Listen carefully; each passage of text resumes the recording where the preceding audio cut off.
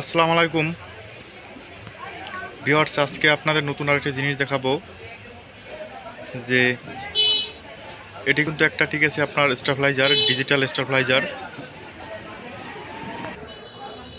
এই ডিজিটাল স্টেবিলাইজারটা আপনার সমস্যা হচ্ছে আপনার আউটপুট হয় না, ফ্রিজ চলে না। তো এটার মূলত সমস্যা ছিল আপনার, আমি কিন্তু সমস্যাটা আপনাদের একটু যদি বলতেছি, কেমন টোটাল সার্কিটটা চেক দেওয়ার পর ভিউয়ার্স আমি সমস্যাটা পেয়েছি আমি, ঠিক আছে। আপনার এই সকেটটা আমি চেঞ্জ করেছি। তো সকেটটা মনে হয় সম্ভবত কোনো জায়গায় দিয়ে লুজ হয়ে গেছে, তার জন্য সকেটটাকে আমি চেঞ্জ করে ফেলেছি ভিউয়ার্স।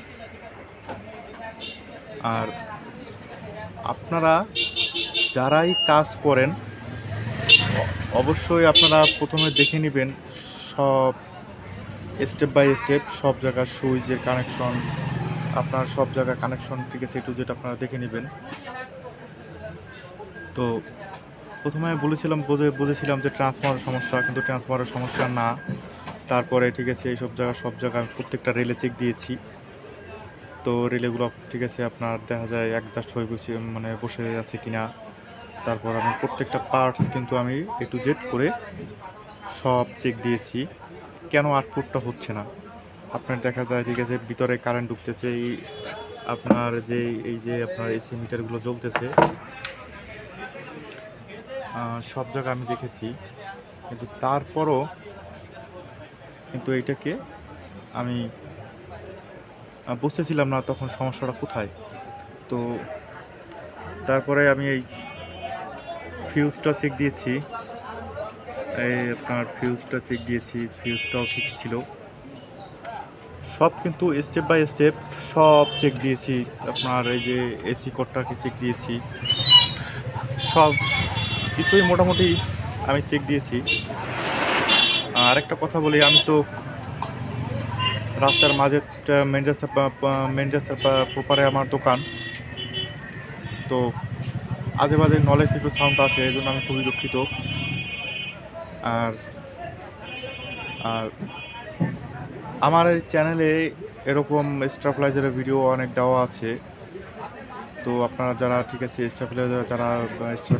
স্টেবিলাইজার বিষয়ে যারা না বুঝেন, তো আপনারা দেখতে পারেন আমার স্টেবিলাইজার তৈরি কীভাবে করবেন, রিপেয়ার কীভাবে করবেন, এরকম অনেক ভিডিও দেওয়া আছে আমার চ্যানেলে। তো আপনারা দেখে নিতে পারেন। তো আমি এটাকে, ঠিক আছে, যে আপনার যে আউটপুট সকেটটা, এটা কিন্তু একটা চায়না সকেট। তো আমি এটা 40 টাকা দিয়ে কিনেছি। আর আর এইটা যে দাম, এটা দাম একটু বেশি। তো আপনারা চাইলে, ঠিক আছে, বেশি দামিও লাগাতে পারেন, কম দামিও লাগাতে পারেন। তো আরেকটা কথা হচ্ছে এই, যারা না বুঝেন তারা অবশ্যই কিন্তু এই কাজটা করতে যাবেন না। মোটামুটি যারা বুঝেন তারা করতে যায় না। সব জায়গায় কিন্তু কারেন্ট আছে, তারা কিন্তু দেখা যায় এইসব কাজ করতে যাবেন না, কারণ সব জায়গায় কিন্তু ভিতরে কারেন্ট থাকে।